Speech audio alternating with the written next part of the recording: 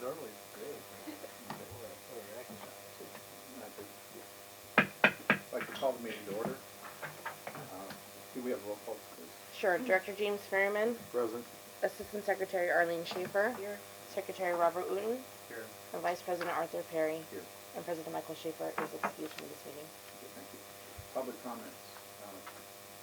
Okay, Judith. I just wanted to address the hotspot issue that you guys have and how I could assist you in that. I've brought the Ocean Friendly Restaurants program to you guys before. This is an addition, a supplemental to that, because I don't know what you guys are planning on doing if you're going to do a supplemental environmental project.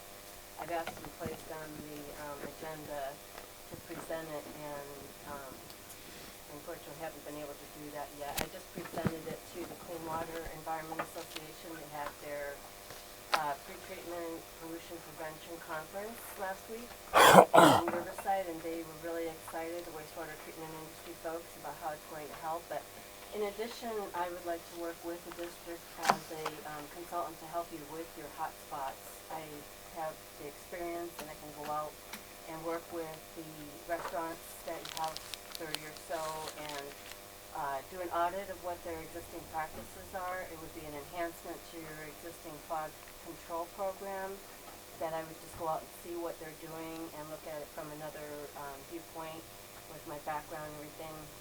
And then I also have the automatic grease recovery devices that I can offer at a discount to the district. You mentioned that you might be looking to purchase those to help the FSCs with their control of fog. So I have one that is been used all over Europe, and it's now in the United States, and then several large locations, including it was just put into Grand Central Station to control their fog. So I'd like the opportunity, maybe I can discuss this further with Scott and Rob, and if you guys would like to entertain that. That's probably the direction to go discuss it with Scott, and then we could bring it to our attention if we. And I'd still like to get direction on what you guys are planning on doing with the SEP for the Ocean Friendly Restaurants program, because then that can additionally help the FSCs, because I found something that you could possibly offer some sort of grant or like an IOU type thing as a utility. They do it through the California Public Utilities Commission, that they then you can get repayment if you want on your sewer bill based on, you know, that they're not discharging and they're not, you know, it's a recovery type thing if you want to do something like that. So I can help you guys determine something like that too, and that these units are also energy efficient. So. I think we're just on a holding pattern right now because we don't know yet, because it's been the different parts of the, you know, we have to wait for them to respond. Yeah, well, to the us. thing with this is you have to propose it. So unfortunately, like Alhambra just paid their $700 and some thousand fine, and they didn't realize that they could do a SEP. So regardless of whether you guys ask to do a SEP or not, some of that money is going to go into a fund, then to fund wherever in the state, to fund programs and things. That's where grant funding and whatnot comes from, and the cleanup and abatement fund. You guys can be proactive and propose the SEP that will keep it in your watershed.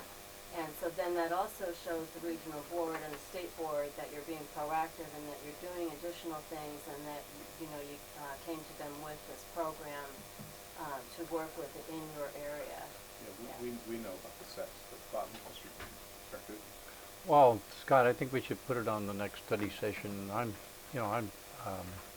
This has been going on for 2.5 years, and the ideas are things that we've talked about, and I just want to make sure we don't miss the opportunity to have a SEP. But I'd like, you know, I'd like to have it put on the next study session to bring me up to date on where we are with the regional board and where we are with the potential of funding, you know, grease removal devices in sewers or in restaurants, which we've talked about, and, you know, somehow begin to tie this all together, at least so I can understand it. But.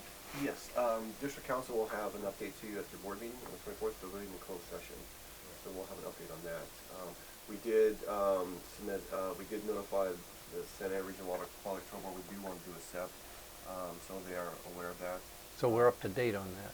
Yeah, we just didn't tell them specifically what type of SEP, but I know the board has expressed interest of protecting the vernal pools in Costa Mesa. I think it'll be on the top priority list, but, you know, we haven't discussed anything else further. Well, part of that discussion, the legal part has to be discussed in closed session. What part do we have to discuss in open session, if any of that? As far as, we can talk about, if you wanna talk specifically on the SEP, we can talk about that in open session. Yeah. But not to come to any agreement on it. If we, Couldn't do that. No, I don't care whether we come to an agreement or not, but, you know, I'm less in favor of the vernal pools than I used to be. Or split it up, you know. Well, if you do that, it's just more work, because there's a lot of paperwork going on, so, you know, if you're gonna do a SEP, I'd recommend you just do One one SEP, project, yeah. Yeah. and I can also assist, I've already written the SEP for, the Ocean Friendly Restaurants program, and I gave that to Scott too, so I can help, you know, with adjusting anything on that. How's our budget for something like this? Well, that is to be determined. Well, It depends on how much we owe. yeah, we don't- we don't well, know. that's We what I don't know. mean, that's what I mean. Exactly. So, You know, I mean, what comes first? well, the fine comes first. Yeah. So But- when we get the fine, then we'll So decide this how is- we wanna. This is why I'm concerned. I'm not against it, but I think we have a priority right now. We have to see Yeah. what's happening to us financially. Okay, so they assess us $250,000 and we do a SEP and we can determine where $125,000 of that money goes. So if we don't do a SEP, you know, then they take the money and they determine where it goes. And it goes out of our Plan is to region. do a SEP, but we But just don't we're know. locked into We're the locked in, sale. we're locked in. I mean, Yeah, you know, yeah. we gave them $500,000 That's or right. $400,000, That's and right. there's no contingency attached to that, so. Yeah, so what We're it does committed. is, it supports your SSMP too if you do something that is fog related, because then you're showing additional efforts that you're taking to control the fog. And then it's also additional outreach with your residential population and other commercial businesses that aren't getting those messages. Okay. Well, let's move on to Thank the you. items of study. Number 1, organics, recycling, tonnages. I'll turn it over to Elizabeth, ma'am. Thank you, Vice President Perry and fellow board members. For the month of February, our total count for organic tonnages was 609.86. And that is it. Any comments from the directors? Dean, when's the facility gonna open? April 8th. April 8th. Of not 2016? Appreciate that, Bob. And that's the goal. Are you gonna have like a grand opening, or what? are you I gonna- think it's gonna be a soft opening. I don't have any news on that for you. I've made my recommendation to ownership, and Cal Recycle, I believe, is gonna be out there sometime in April, so they're kind of waiting for them to, Yeah, 'cause that's only a month away. Okay, thank you. Any other comments? Let's move on to Code Enforcement Officer report. Ed? Good morning, Vice President Fair and members of the board. This is the Ordinance Enforcement Officer report for February 2016. Month of February, we had 9 proactive scavenging investigations. For the benefit of the board, I've included maps of each of the locations to better identify the locale. And at the very rear of my report, as an attachment, is an overview of the city, so you can get a better idea of the allocation and spreading of the investigations. As usual, most of them are concentrated on the west side. I found 3 on the north end of the east side, and 1 up on the north end of town, near Baker, in the Royal Palm area. And, I had a question about the one on Victoria Street. Sure. Is that by Victoria School? I believe it was in the 600 block of Victoria, 597 Victoria, 681, yes. Okay, because we had a meeting yesterday, I was driving home, and then I saw the young guy, was it a young person on a bike that was, maybe like 35 years old or so? Bear with me one moment, Okay, I'll see take a if I look. can refresh my memory on that one. That's 597 Victoria, because I saw the same gentleman on a bike, I think, going through on Placentia Avenue, going through all the trash cans. No, sir. Actually, this is an elderly or an older gentleman. Yesterday's contact was a young Right. Hispanic male with a backpack on. Yeah, that's the same one. Okay, that was my question. Okay. The C-860 Santiago Road, I used to live in that house. Oh, did you? Oh, did you really? Your bad habits remained. They're chasing me down. Catching up with you. No kidding. And, okay, in addition, beyond the scavenging, a total of 70 locations throughout the city for trash cart enforcement, mainly residents leaving their carts out for a sustained amount of time. I do want to mention, we've lately been tracking the number of trash cans in public view, and since we launched the smartphone app, the numbers have increased substantially. I mean, a couple of years ago, we maybe had 6 or 7 complaints. Now we're getting 60. You know, because the smartphone is so easy for the report it now. So What do we do when we get the smartphone? Well, What do we cut? What do we do? It goes to Ed. He gets the response. He gets the notification. They get the person who sends it gets an automatic response back saying thank you, we received it. We'll report back to you. I think we have 10 days to resolve it. So, and Ed's pretty good resolving it within that 10 days. And when it's resolved, they get a follow-up email saying this issue has been resolved. Yeah, that's really good. Yeah, it's great. It's great. It's something that Nolani started up. So that's an automatic response from after they give their information? Yeah, after they send it off, depending on, there's a bunch of items they can report on. They can report like on damaged manhole cover or odors or scavenging. You know, depending on the topic, it'll go to specific staff. Like sometimes it might go to Elizabeth, but most of them are going to Ed because they're trash can related.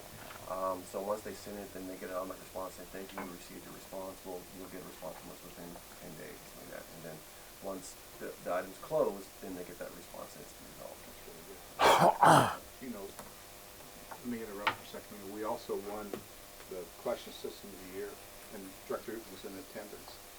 And we're moving on to the California state level. And this ties in, when these guys come down to look at our district, I think they should see that app and look to see what we do. Yeah, definitely. You know, as an addition. Absolutely. Bob, do you have any comments about this? Yeah. You know, I was there. I was the program actually. You didn't tell any jokes. That's where he's the program. And Nick Arandi is one of my former staff. Is retiring the 17th of March, so you know, I tried to make fun of him. You know, what we won this award, and the programs that they mentioned that night were, and the reason why we won it, and I think we won it, I think 3 years ago. And we went to the state level, and I believe we got the state award that year. So they mentioned safety, you know, our I&I program. We're one of the districts that are very aggressive with that. We have a staff of 6, and we have 2 trucks, and they clean our sewers. Our staff are for the most part certified. Scott mentioned the laptops and the use of laptops for our field crews to get the atlas and different information more quickly. And some of the projects that we have to abandon the pump stations, we have the smartphone app. We have a very significant decrease in our hot spots.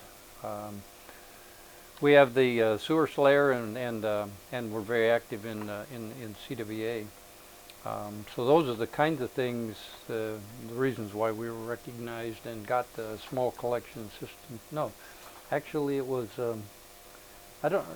I was a little confused when they presented it. They usually do small, intermediate, and large, and it's based on miles. So Orange County Sand District actually got the intermediate one, you know, and so I was surprised by that. But after I realized that it was based on miles of sewer. We have like, what, 210 miles? 224. Yeah. So we have 224, and Orange County Sand District has 3 something, and you know, so IRWD actually has more miles of sewer than, you know, than those other 2 agencies, our 2 agencies combined. So anyway, that was why we were recognized, and we will go to the state level. And so I got to talk to staff and reminded them that the importance of going to the state level is writing a very good application. You know, you can't just you should look at the old application and enhance it. But the agencies that pay attention to the applications are the ones that win the state awards, irrespective of whether they're the best agency. But they're, they get focused and they win. So, congratulations to the sanitation district, our sanitary district, and the sanitation district, because they both won awards in the collection system processes. Are you the person that fills out the application? This is the staff. Okay. And when is that due? Well, it's the same application. Same Yeah, application. so. Okay, good job.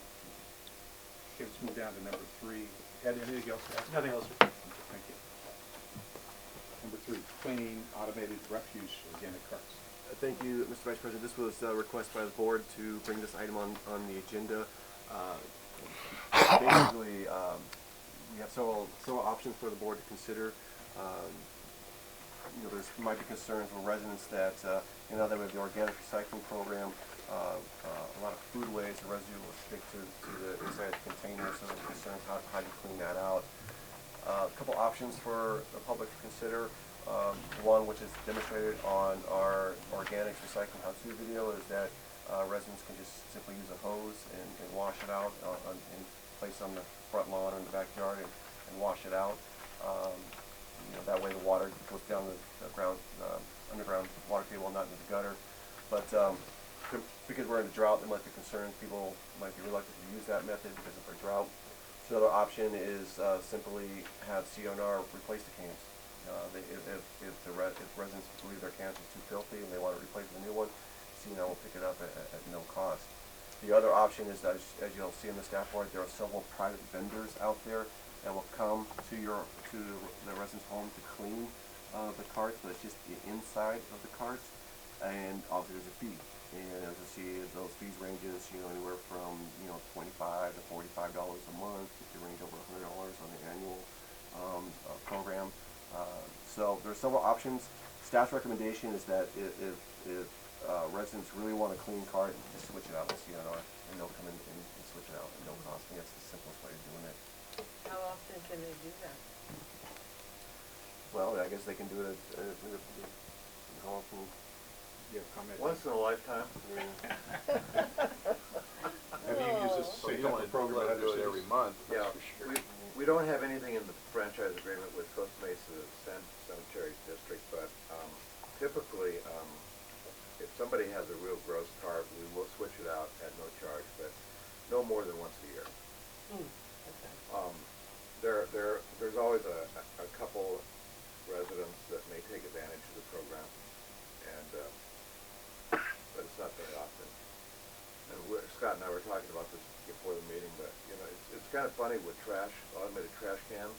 Residents sometimes become pretty close to their own cans, and they not only, it's not like an ownership thing. It's almost like, hey, this is part of my house, man. I want to keep this one here. Yeah. So we don't get a lot of change outs. We actually recommend how they can clean it out and so forth. In some instances where people don't have lawns, like in my house, I don't have a lawn, so it's difficult, it's impossible to clean it and let it go back into the dirt. But people typically will want to keep their trash cans and clean it out and not have an exchange, because the exchange will be a used cart probably that's being cleaned by our forces. One other thing, on the newsletter, do we have something in the newsletter saying that you can go get some bags to line your buckets with? In other words, even though the program is going, I mean, a lot of people are talking about, how it stinks, this and that, but they can go buy. That's what I keep telling people, you can go purchase some of these plastics and bags, or what do you call them? Compost Compost bags? bags. Yeah. Or they can use compost newspapers. bags, Newspapers fine too, Yeah. if they want us to rely on Yeah, that. they can use because they newspapers. don't understand that. And I wondered if we had something in our newsletter on that. I think correct me if I'm wrong, we've already submitted for spring. But we can put something in summer, especially since they Okay, that would be good, especially summer. yeah. Yeah. Well, I think that we ought to stick with our existing program and the video that we paid for to show people how to keep their cans clean. And what I'd recommend to Dean is he just wash it in the neighbor's yard But I'd also recommend to Dean that he put paper in the bottom, or We write all this down. I got a question. Have we had any calls to this? I've had some people. No one's called a CMSD. No one's called the office. no, I mean, but in the video and in the website, you know, and in the newsletters, we've told people how to keep their trash cans clean, time and time again. It's almost redundant when you need to say that. Yeah, so we need to do it 3 more times. We haven't received many calls about that Pardon? lately. We haven't been receiving calls about odor complaints. Well, the summer might, summer at least, whether there's a problem or not, there's an Yeah. apprehension. Yeah. You know, be there's proactive with that. potential, Yeah. and also they can change what they put in their trash can. They don't have to put sloppy stuff in there. You know, we have almost none of that because I clean my plate. And she, Okay. Any other comments? I would just say status quo, and then if we do get more complaints, then, but we would refer them to CLNR. Very good. Okay, thank you. Okay, number 4. Mr. Mosher, did you want to speak on number 4? I can speak after the further staff. Okay, okay, sounds good. Okay, capital improvement projects, CIP. Thank you, Mr. Vice President. Rob Hamer's going to assist me with describing the projects that are currently underway and the projects that are planned for the future. In your staff report, we identified 8 projects, capital improvement projects that are currently underway, and then we identified another 7 more that we project to be done within the next 5 years. So let me just go down each project, and I'm going to have Rob assist me with describing the scope of work, but I'll take a stab at the first one, and that's the project number 196C. That's the permanent generator at 23rd Street, which is in Newport Beach. You also, in your staff report, the pictures of the project ongoing. The enclosure is almost done, and then they go through the electrical work, and then they just plop in the generator, and then there'll be a sliding door to screen it. Project is well on the way. We project to be within the budget. I think we project the total cost to be about $215,280, and we got about $286,000 budgeted.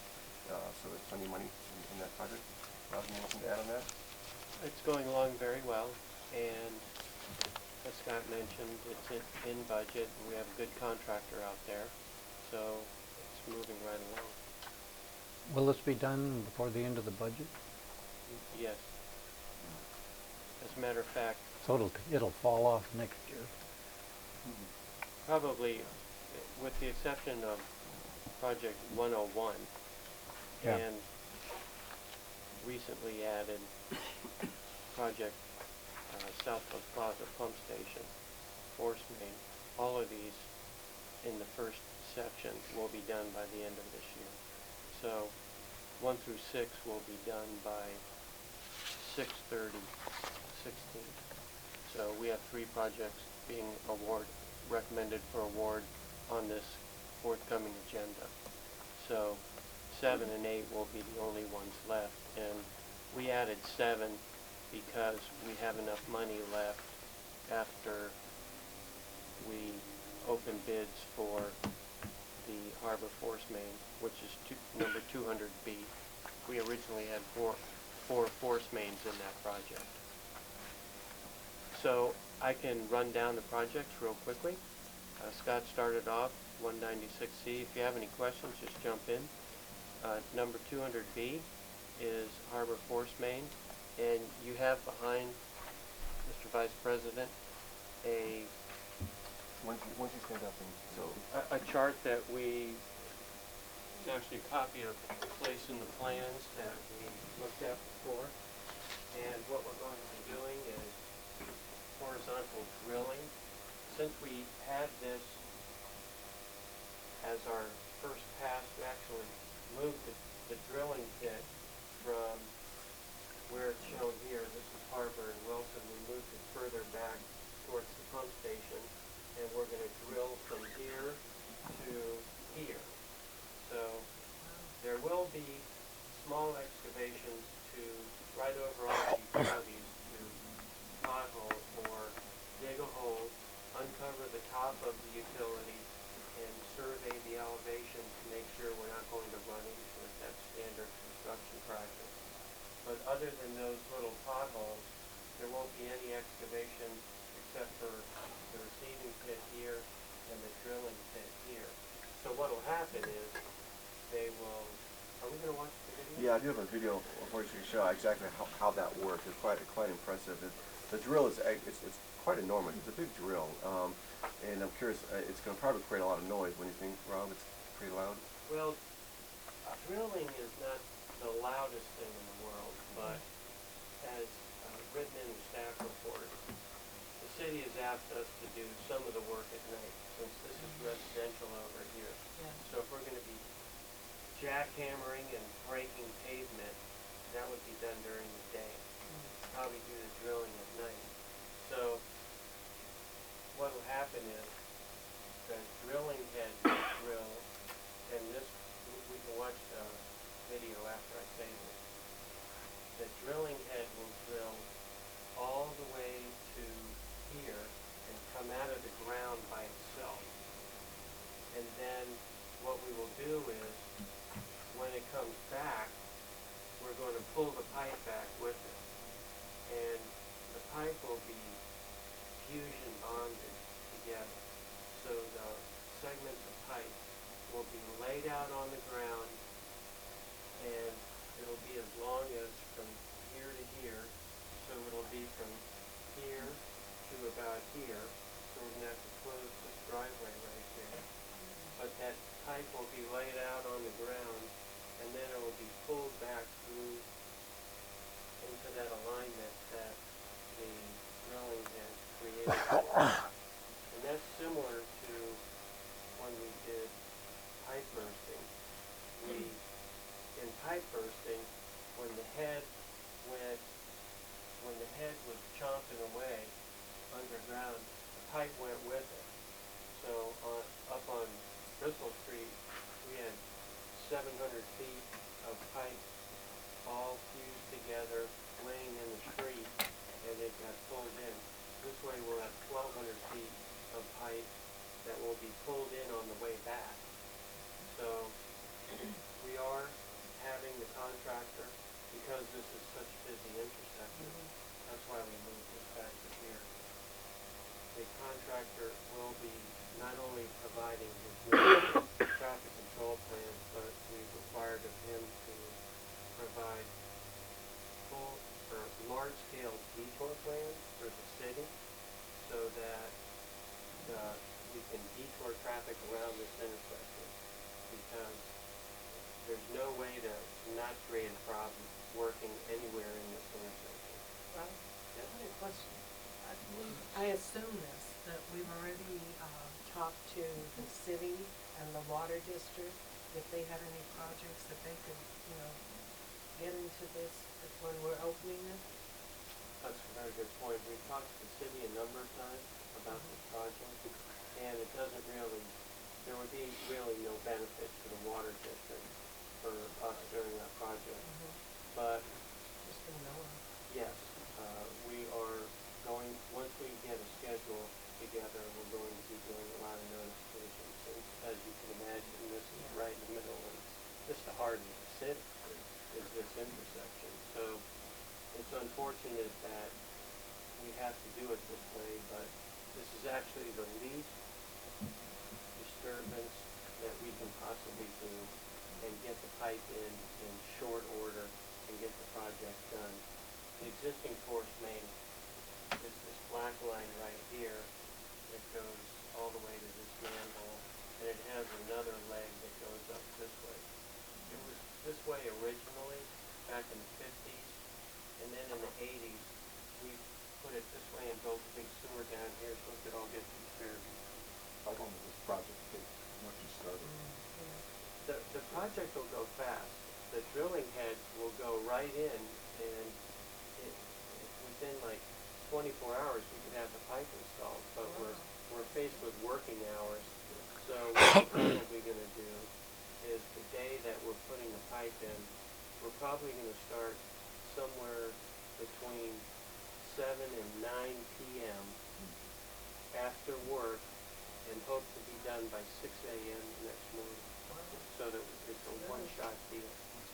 So I think at this time, go ahead. Is the fusion bonded pipe structure, Yeah, HDPE, so it's strong as, right.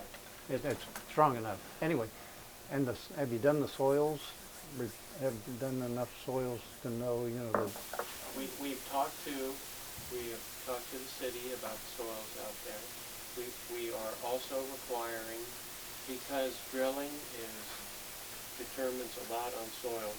We have our soils work when we were here before in the 80s, and we're also making the contractor, he's going to do, when he digs his pit here and here, he's going to do a soil boring along with that to provide additional information for the boring. Yeah. And the boring will be done by cow boring. that's not sandy soil? No, we have the city soils maps too, and it's not very sandy, it's more towards clay. So, okay, so, I can't, sorry. All right, so I'm gonna move over to the screen so that I can get a little closer. Actually, I'll just take the pointer if it's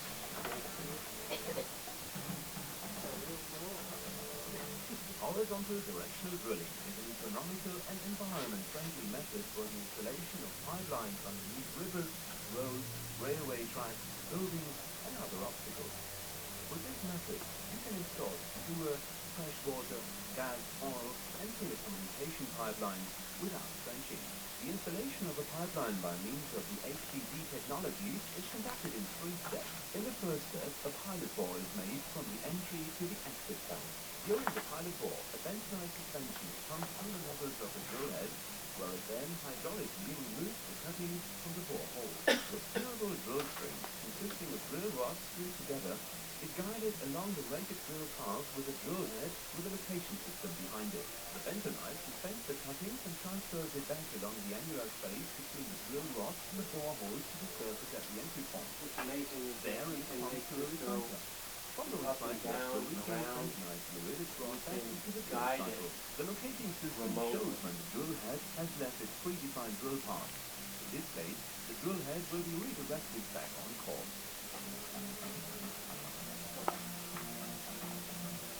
Which is critical because in the intersection, we have to be a certain elevation to be below our sewer lines but above the big storm drain line. In a second step, the pilot borehole is enlarged in diameter by pulling back a functionally rotating backrimming tool. New drill rods are continuously added during the process to extend the drill string.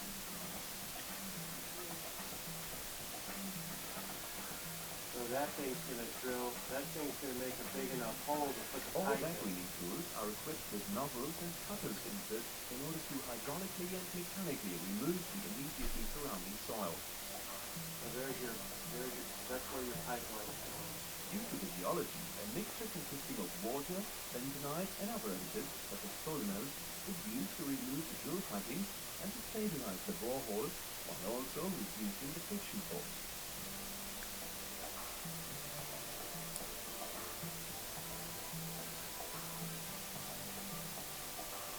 In the third and last step, the product pipe is pulled in.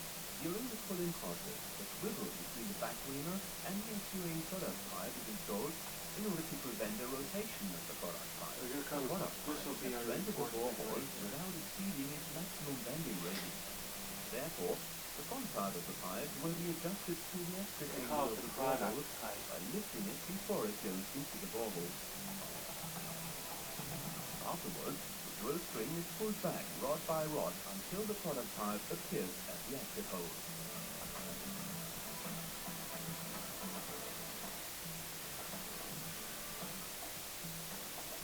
The HDD technology can be used in soft and very hard geological formations. It does not matter if the bore is executed in Siberia at minus 40 degrees Celsius or at plus 40 degrees Celsius in the Sahara Desert.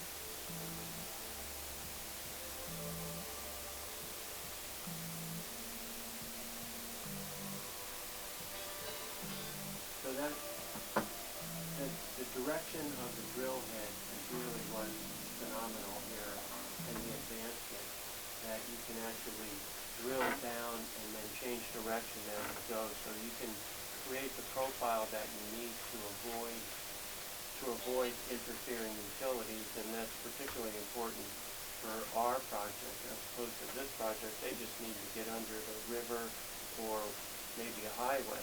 In ours, we have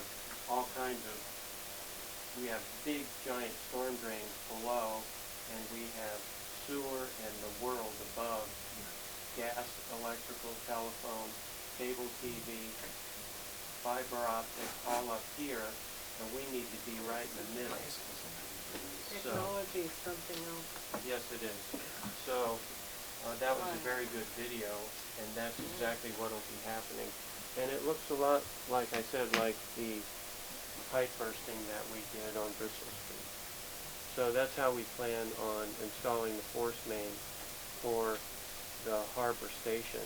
And one of the other reasons we're doing it in this fashion is that the station's in a location where we cannot do bypass pumping because the outlet's on the east side of the intersection. So to bypass the station, to be able to rehabilitate the existing force mains, we would either have to dig a trench across the intersection to put the bypass hose in, or have a fleet of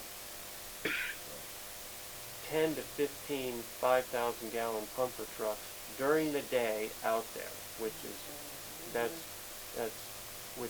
would never work.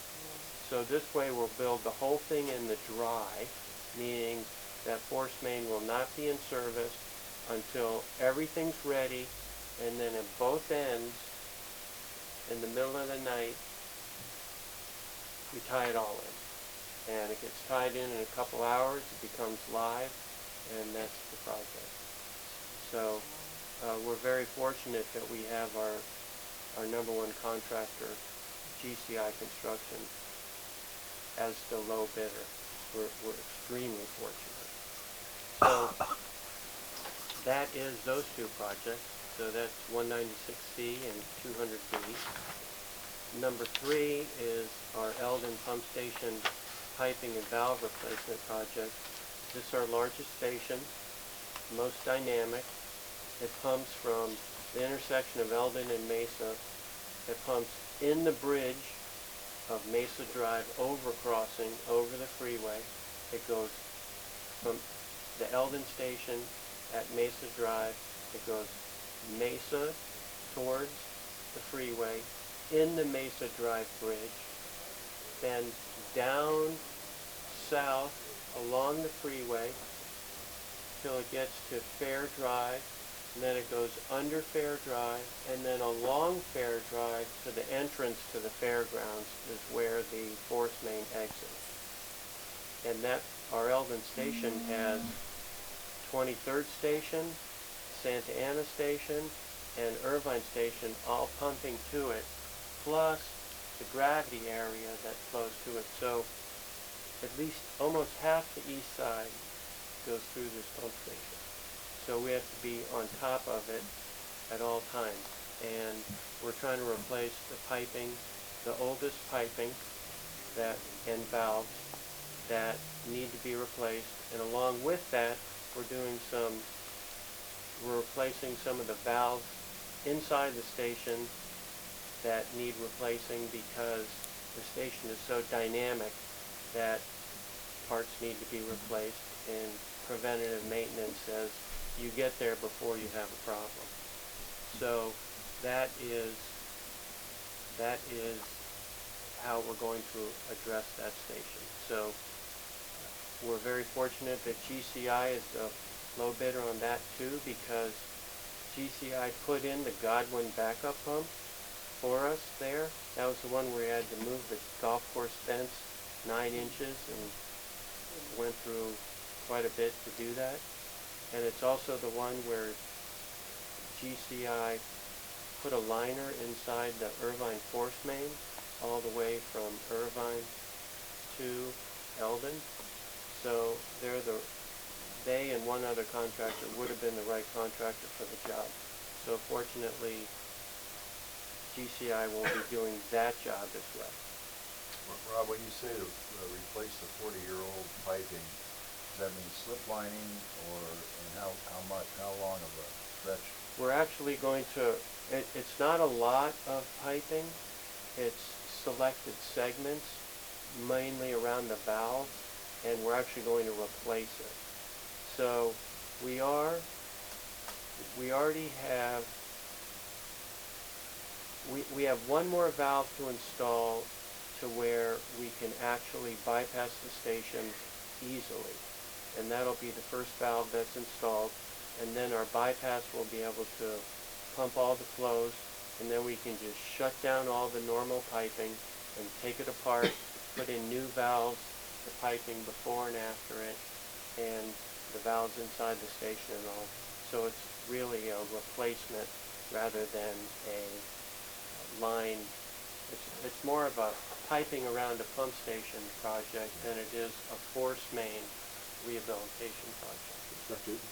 Rob, there was 2 phases to this project. Is this the first phase? Because you didn't get the whole project the first time. Well, what we did was the board allowed to do $100,000 worth of extra work as part of the Irvine force main, and at that point the whole project would have been $500,000. Oh, okay. So this that is, $100,000 knocked it down to $400,000 in low bid. and this is the second $250,000. phase of that. Yes. So this is the entire Eldon work that you'd recommended. Okay. So the bidding climate's very aggressive. Engineer's estimate $400,000, low bid $250,000. So all 3 of these projects that are on the board agenda are very competitively bid. The third project is, we talked before, it's the Indus project. It's over here.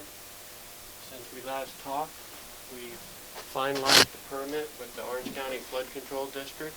So we're able to move men and equipment in the channel to be able to crane parts over the wall into the backyards to be able to rehabilitate the manholes. We'll be accessing down here and over here to put 1,200 feet of liner inside the 10-inch main, and that will pretty much completely remove this as a hot spot.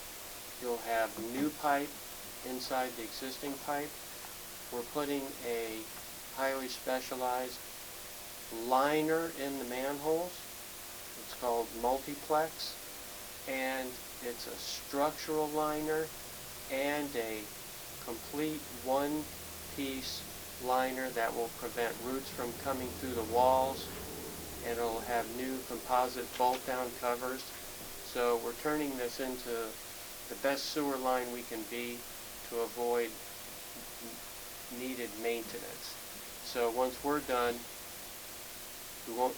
we don't think we're going to have any more spills. We think that it'll need to be cleaned once a year. It will be just like any other operating segment. So it was very smart to come back with a project to line this like it is. So this was bid opening for this was also on March 1st, and this is also on the agenda for award at the board meeting. Did we ever resolve the access problem with the county for that area? We have, for this one, we have gone through the county OC Public Works, and we do have approved access to be able to drive and be inside the channel every day to be able to get men and equipment over into the backyards. And we agreed with the county to start after the rainy season. So the project will begin on May 1st, and it will end by June 15th. That's So, in our budget? yes. The bids for this were extremely low also. A little scary low, but that's the climate right now. So this will be, even though we're awarding and it's at the end of March, it's not going to start till May 1st. So we've approved the lining materials. We've already approved the manhole lining materials. We made sure there was mandatory pre-bid, mandatory submittals, mandatory approvals. So we're really going to end up with a Cadillac project, and we're not paying as much as we would have thought. So we're, from a savings standpoint, we saved so much money on these projects. The engineer's estimate for this project was $350. Low bid was $218. So We can buy some furniture for the new headquarters? Is that what he's trying to tell us? all three of these projects together, incredible savings. He's not giving us the money, he's keeping it for another project. Yeah, number 8. So, moving through here, number 311, manhole surface repair, that's under construction right now. We're getting toward the end of it. That's the phase 2 of taking care of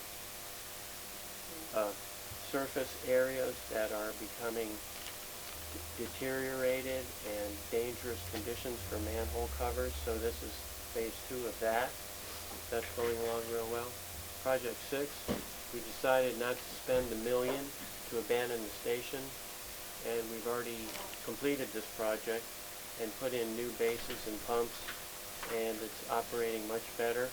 Big sigh of relief by the field crew, and there will be a little more electrical work to do. Scott's on top of that, and then he will also be making sure that the future electrical enclosure is aesthetically pleasing, probably with a wrap.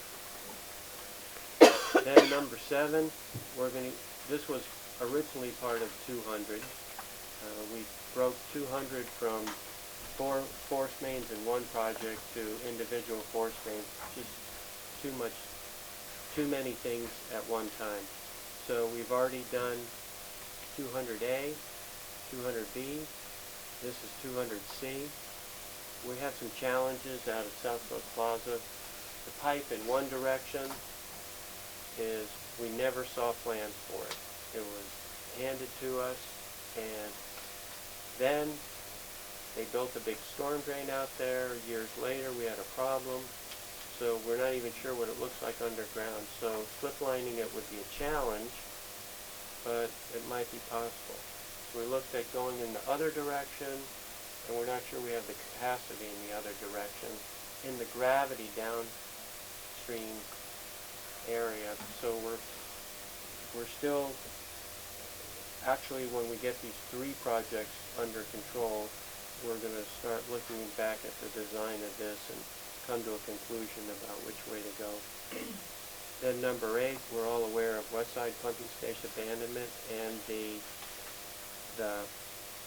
commitment by OCSD staff to continue and have OCSD build their 619 project and us to build our number 101 project concurrently.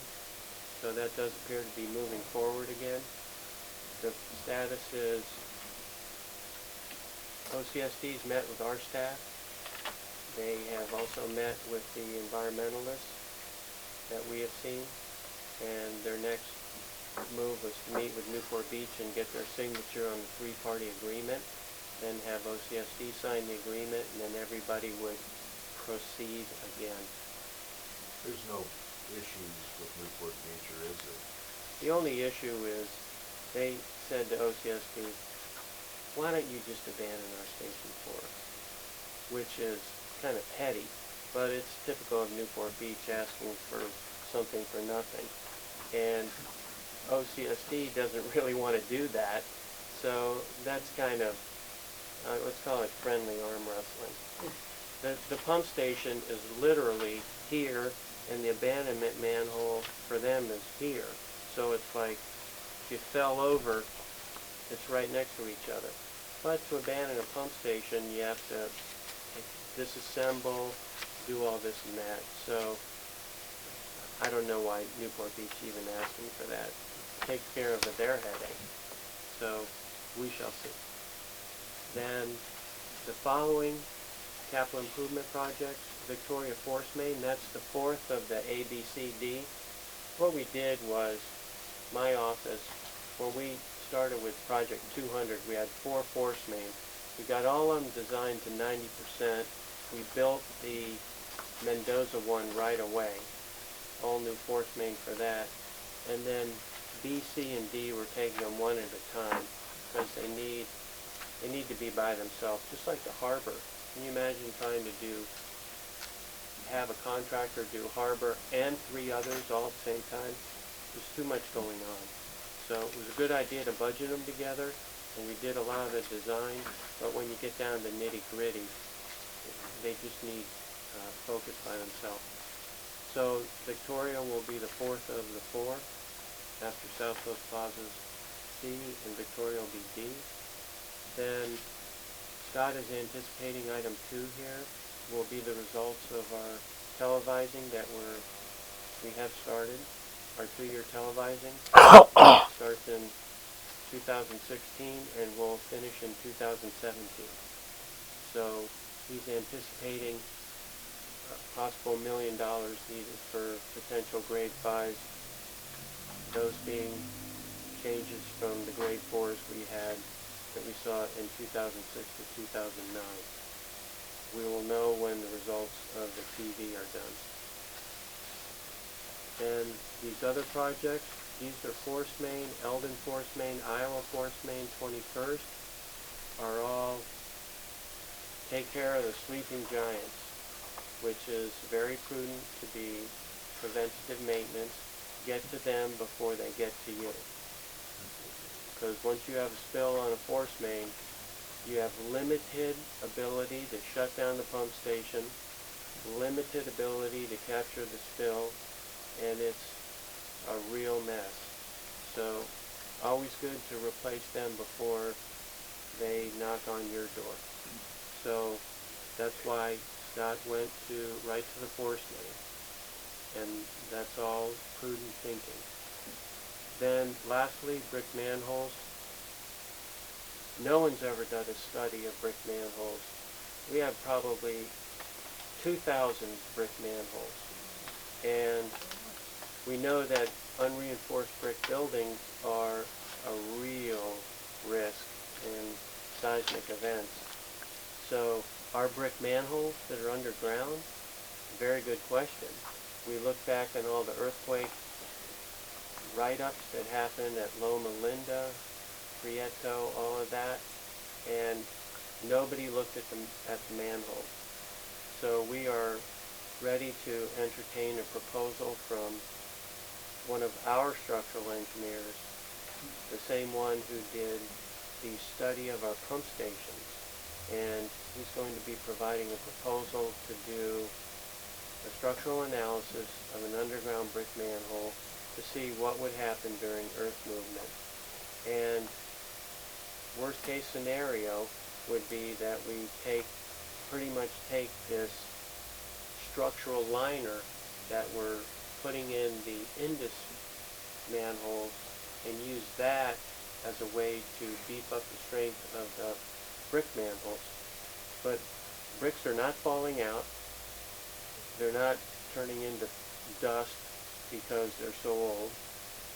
They seem to be fine, and we do quite often rehabilitate those by the same method we rehabilitate the precast manholes, which are mortar leveling courses, spray-on coatings, and all that. So they have not failed, but you would certainly want to look at a brick underground structure to be on top of it. So we probably have 1,000, maybe a little less. We don't exactly know, but we'll wait and see what the study says, and we will react to that. But that, Scott was made first aware of that just by his own thinking, and secondly because of our asset management model. So that is a quick review of past, present, and future projects. Can't state the importance of these projects. All of them are extremely important. And we do know that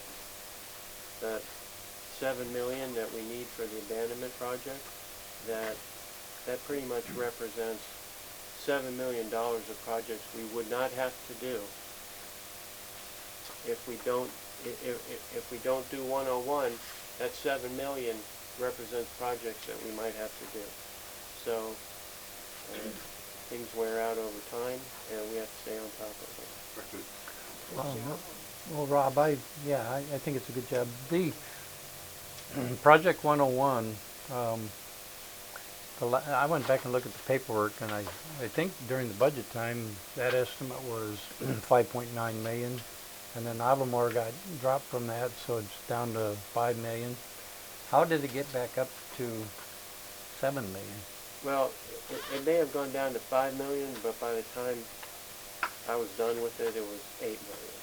So Well, but we budgeted, during the budget time, didn't we estimate it to be 5.9 million? at one point in time, Okay, there- so I We must have a file that's we went and got- missing. We went and got courtesy, once Rob was done with his designs, we went and got courtesy bids. We wanna know what is the real true number gonna be, and so we paid a couple of contractors to give us a bid. What's it gonna cost to do this project? And their cost was $8 million, 8.1. We brought that back to the board, and that's when the board says, okay, let's cut out $1 million on Avamore, and that's where you got your 7.1. And that's what we're budgeting for, by 2019 is the Yeah, well, I'll go back and check my paperwork, but there was there one was time a when it was 5.9 a little million. lower, but we upped it when we looked a little deeper. So you got into more something. information? Yes. So the, okay. Well, we got the hard numbers from the contractors that made us feel more comfortable, feel solid grounds, come back to the board. When we first started talking about this, it was at 4 million, but It then was it's been- 4, It was yeah. like 4, then it kept I going. think it was 3 at first. Yeah, it could be 3 or 4, then we Yeah, it was 3. Rob, was that first estimate based on going down the creek? I'm sorry. There's but one time initially in the project, when you were talking about potentially going down the creek before we decided to go on canyon. Well, let's just put it this way. I think the wild card was the canyon line because it's so deep. It's Yeah. 34 feet deep in Yep. one spot. Yep. And OCSD will go 60 feet deep to get rid of a pump station. So you can do, it took us a lot of time to get a good number on that because there are various ways to do it. Okay. And even by the time we get back to the project, there may even be additional ways to do that. So there may be some ways to save on it. Okay. And we do know that I will not be the engineer, I will be the administrator, and we'll go out and get really good RFQs from companies that are well versed in drilling and that level of project. So we'll be fine, but Right. it's costly. Well, a question on different is, you were the board has requested, and I think there's a schedule on a strategic or a master plan. Is this take the place of the master plan work, or is that in our future? The master plan work is budgeted half for the year we are in right now, and then half for the forthcoming year, which was half 15-16, half 16-17. There was talk, actually Wendy brought it up, why would you want to do your master plan before you finish TV? That's a great point. So we're getting close to the end of the year. We don't necessarily have to jump into the master plan immediately. We are televising. We are doing a lot of capital projects. If we were to do the master plan before we knew which way 101 was going, there would be huge differences in which way you would go if you didn't know whether that project was occurring. So it's not such a bad thing that our master plan was done in 2005 and we're now in 2016. 10, 15 years later is fine. It just needs to be done when the time is right and with all the correct information. So we could start it shortly, but I think we're going to wait a little bit more until we get towards the end of the fiscal year, and then we'll see how the televising's going. if we start to see a lot of grade 5s, then maybe we want to wait a little bit until the TV's done, because maybe we want to focus on those grade 5s. We had 1,600 line segments with one or more grade 4s. So that could be a potential big problem. We shall see. Okay, Mr. Mosher, did you want to speak on this item?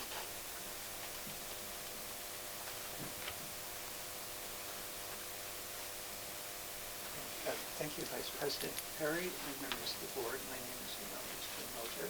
I thought that was an excellent overview of what the district is engaged in its sewer enterprise.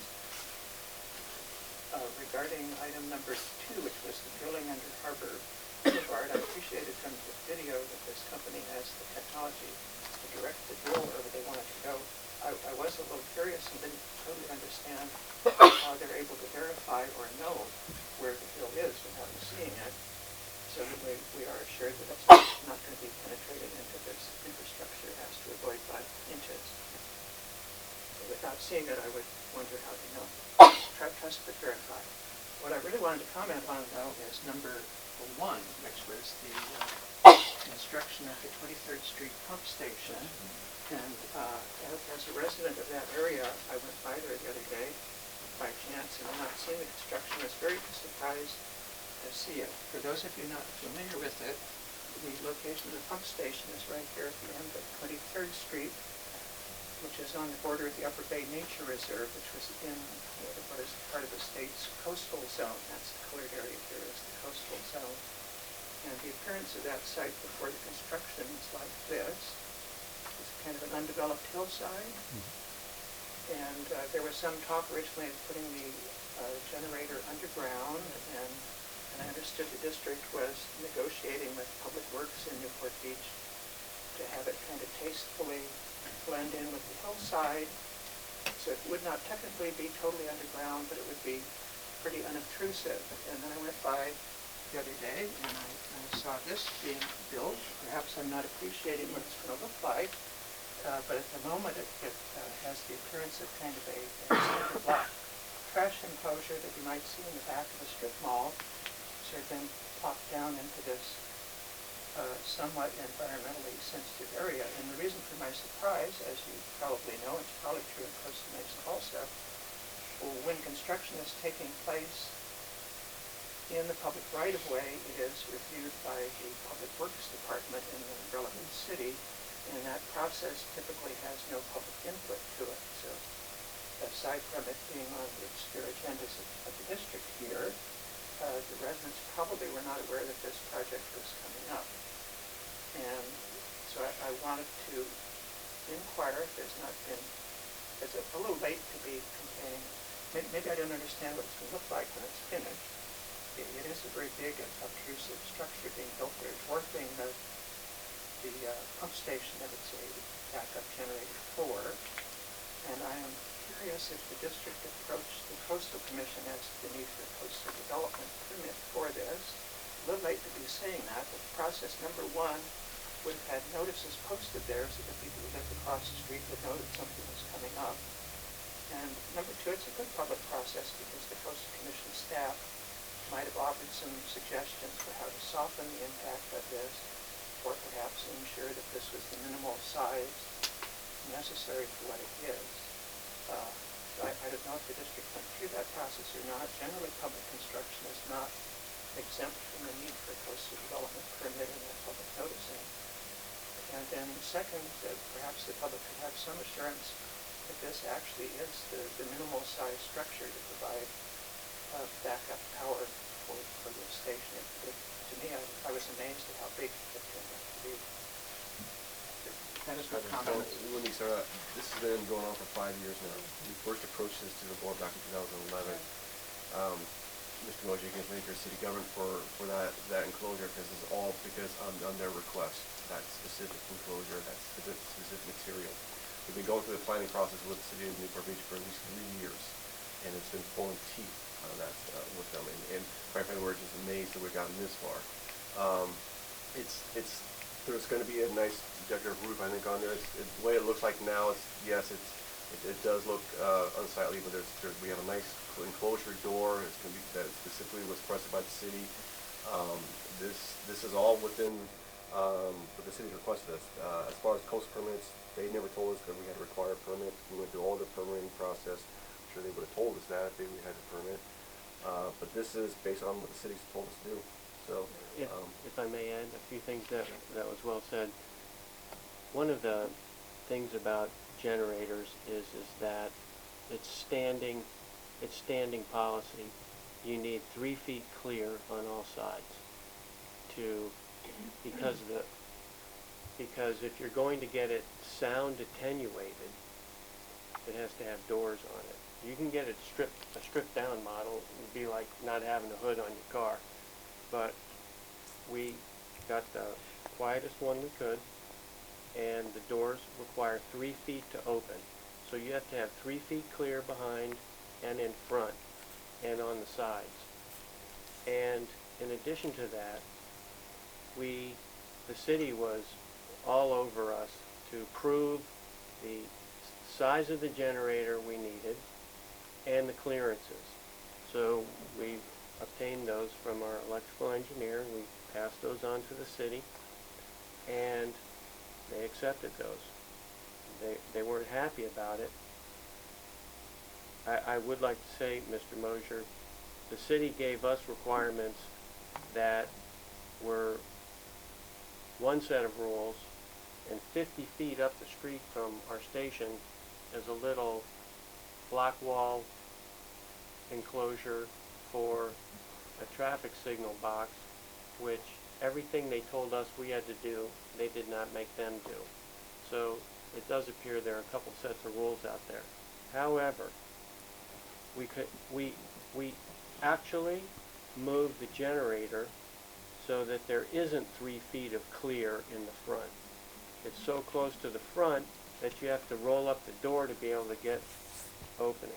We made it so close on one side that you could just barely get a person through, because we made it big enough on the other side so that somebody could get around. So we made it as small as possible in the confines of what we had.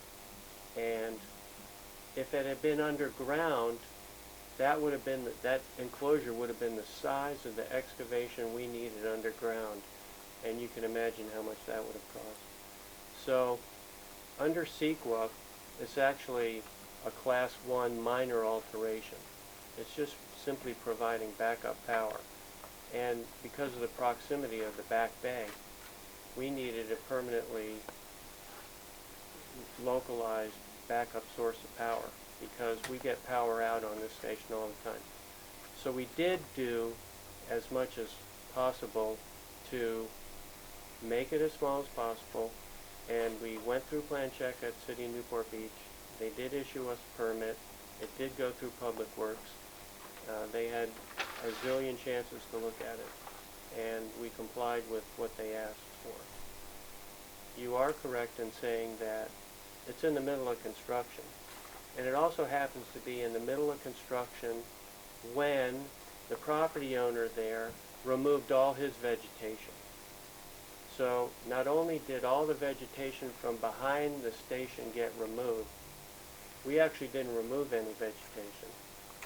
But when it all gets put back, you won't even see the back wall, because the dirt will be all the way up to the back wall, and then half of the side walls will not be visible because there'll be dirt up against those.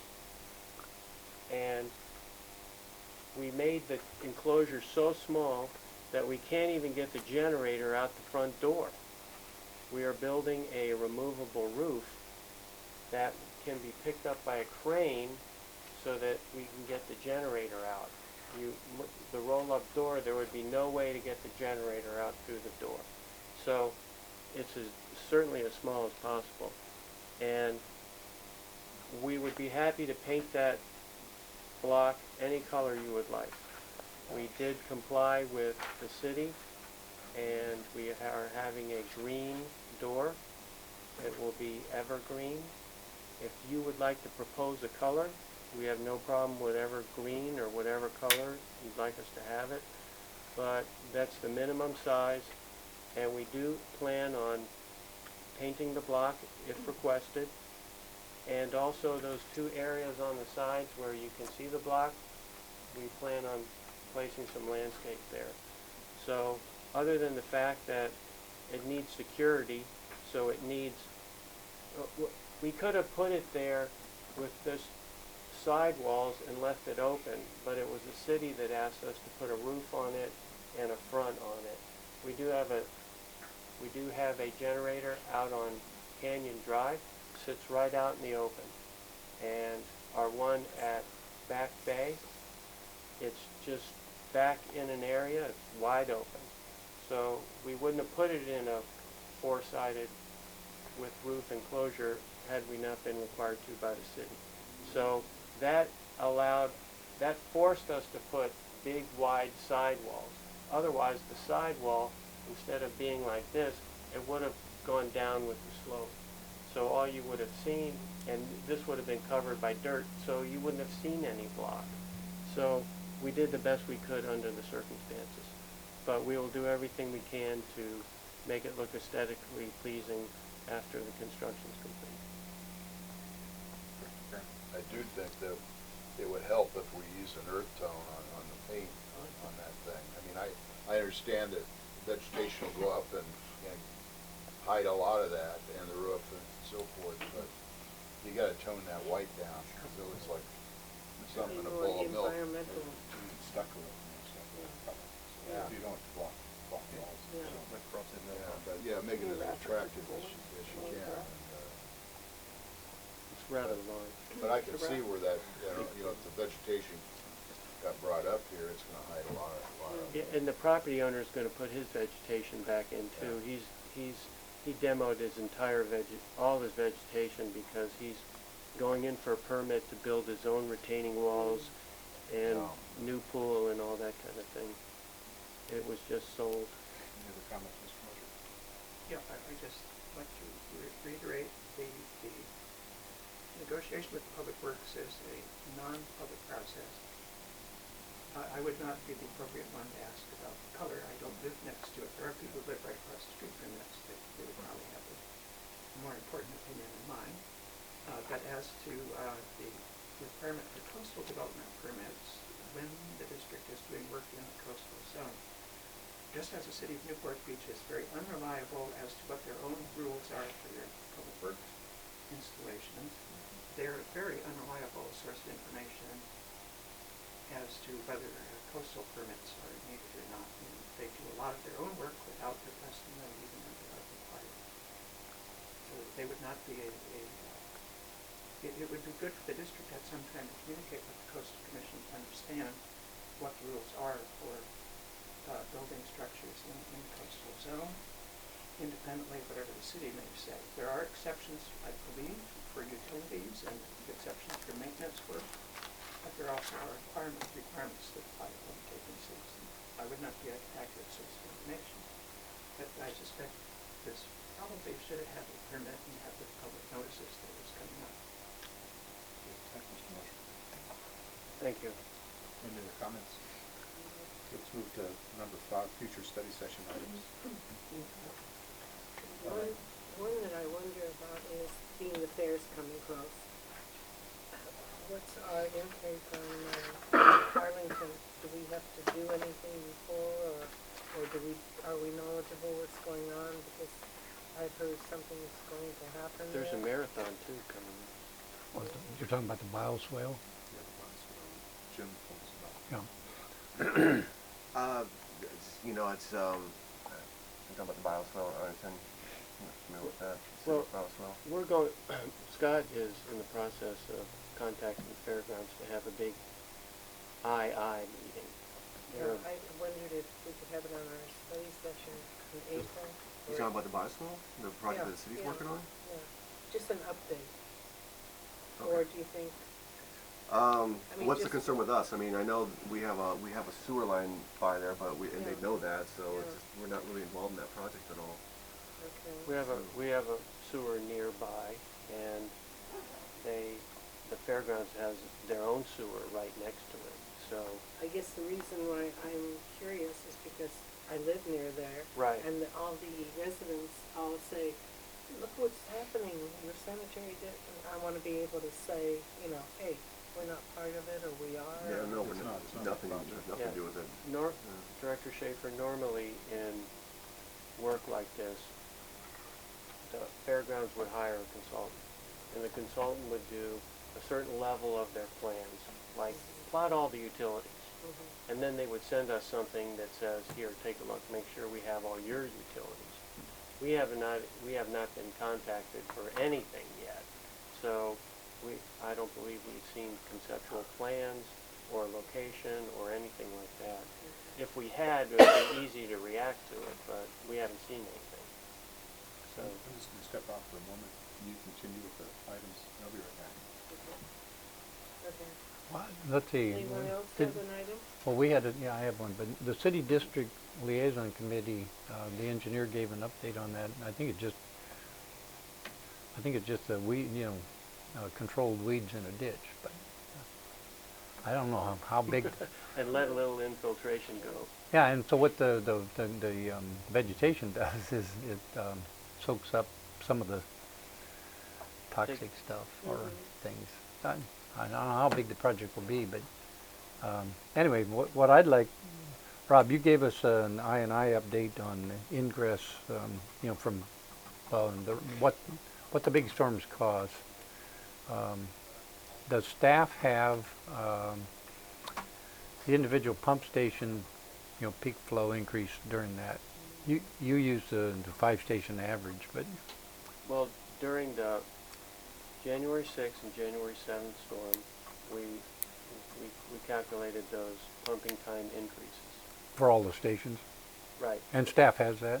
Yes. Okay, then that's all I. Right. And what we're looking for now is, since OCSD has a very high inflow rate in their model, like as we've talked, the peak flow is, we'll say it's from here to here. Their amount of water that they're saying comes in is 3 times the amount of the peak wastewater flow. So they have 4 monitors in our lines and 2 monitors in their lines, flow monitors that have been there since our. Well, I wasn't meeting. headed for the Fairview trunk study. Right. And so this June we'll have some good backup data for the OCSD model. If it rains. Well, we had a couple of rains there. I mean, they use the model. They go back and look for a storm that gives them the worst case scenario, and that was those storms way back when. So I was more looking at our stations so that staff know where to focus their future thinking about how to control I&I. Well, when we were at the meeting with you, they told us that Fairview still has a lot of inflow.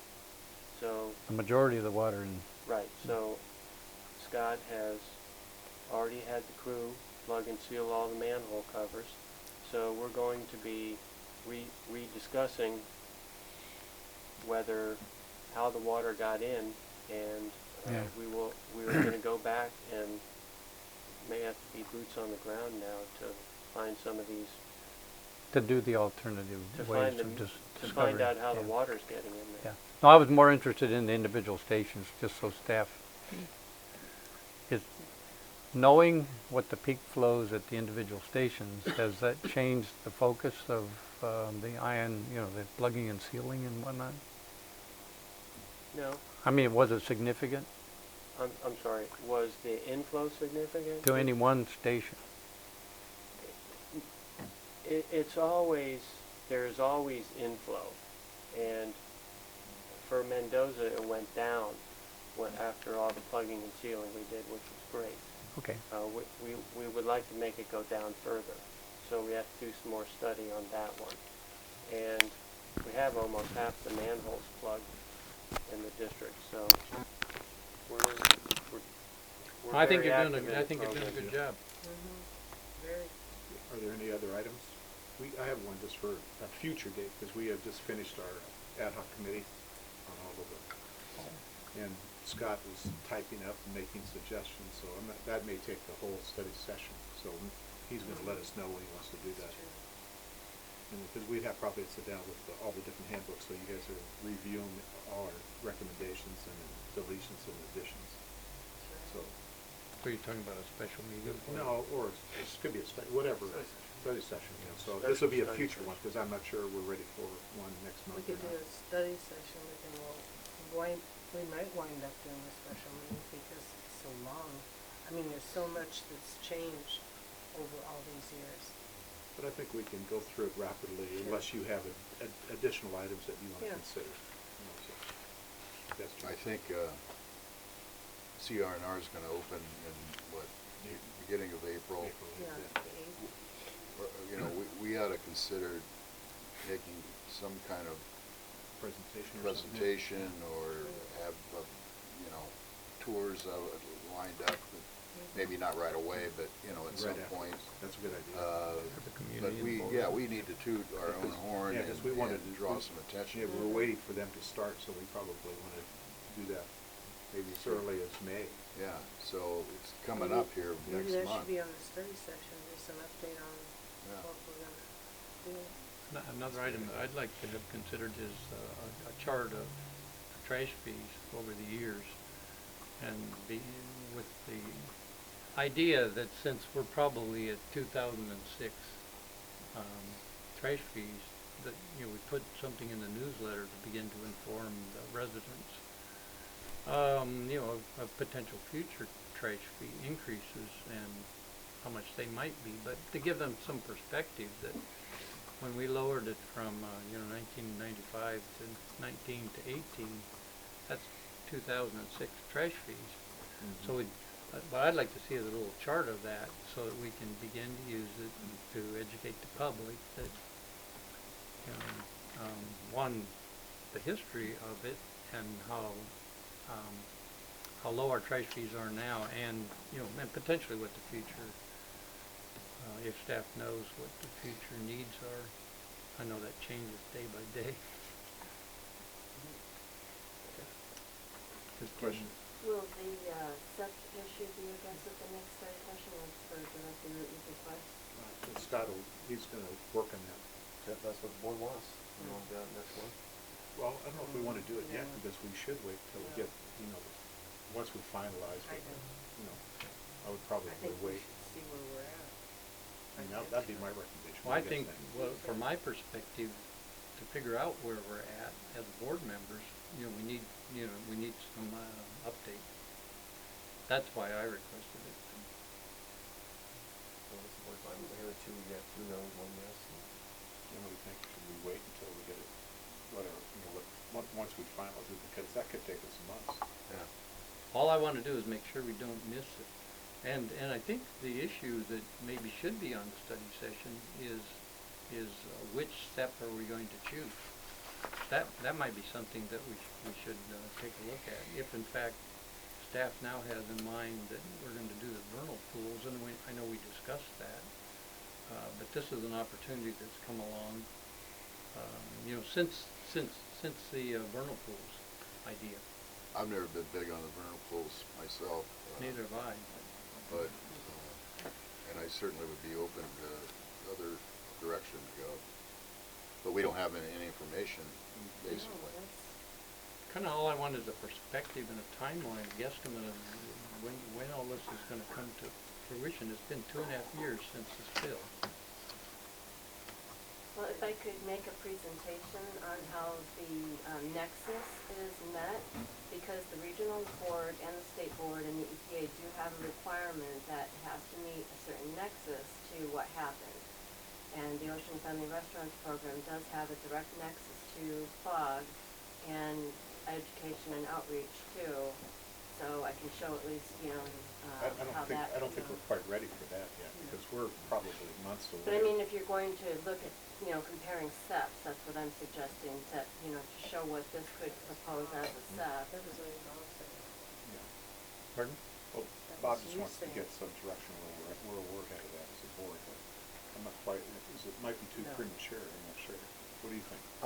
You know, I can, I'll probably know more after our closed session meeting, you know, where we're at, you know, and I can probably consider putting some kind of perspective timeline on for the, April agenda. We're doing the closed session at the board meeting. Yes, on the 24th. So we'll have more idea on the 24th. At the board meeting? At the board meeting, so that'll give us more direction Okay. on the timeline. All right. And does that sound okay with you?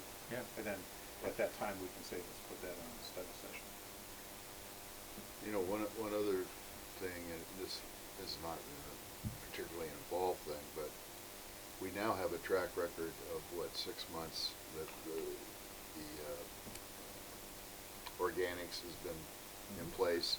So we've got an average of 600,000 or 550,000 ton, or whatever it is. What would that project out to as far as how much is it gonna cost us to send it there? Just to give us an idea of how that's gonna affect the overall budget. Affect the rates without a future. And I think in that, you know, I believe that most of the tonnage of non-green waste that we get come from the multifamily homes. When I walk around, I walk a lot and sometimes lift trash can leads, including green ones. Well, I look for the code enforcement officers. And, you know, I put my bags in my pocket. But the majority, I believe the majority of non-green waste in the green waste cans come from multifamily homes. So we need to, we and the residents pay a premium for those non-compliant green waste, use of the green waste cans. But that's gonna go up to what, $79 a ton or 71.50? So, you know, it's gonna have an impact on our budget, and I just kinda like to quantify it a little bit, you know. Sure. Question? One suggestion, when I was the environmental programs manager for Imperial Beach, we actually had someone that went out, one of the staff that, we did it for recycling, but you could do it for the green waste too, where they went out and they rewarded people who were doing things right, and then they gave notices or, you know, a reminder card to those who were doing things wrong. And that's where you could address things with additional outreach and education, you know, that you have someone, you know, even an intern to do something like that over the summer for you, that they're going around and looking at those things. Well, we have a code enforcement guy who does that, but, I mean, obviously, we don't have a huge... Well, but he's code enforcement with He's the Stick, and so again, if you provided a nice incentive type thing where you're giving a kudos, attaboy to the ones who are doing correctly, in the neighborhood or the vicinity that they're doing wrong, and then the other one gets, oh, I got the red hand or something. Elizabeth? Isn't that considered gifting of public funds though? It depends on how we do the program. I just feel like that would be problematic. I really do. I don't know. It's a notice, it's not an actual gift, although they did do a gift where they gave, I think it was like $100 or something, that fell within the purview of the public funds thing too. Yeah. Now, do you have enough items for future study sessions? Is there any other? Do we need a special session? Is there any other items? Okay, so adjournment, good job. Rob, great presentation. Oh, thanks. You too. Very nice. Look at this, please. It's okay, because Take that. I'll just go home. Hey, Rob, that sheet I It's gave fine, you that's what was, I call it. It's was doing gonna much be a better. section how it's gonna be funded. I'll come in and. So I just gave you all, just letting you know. I added a couple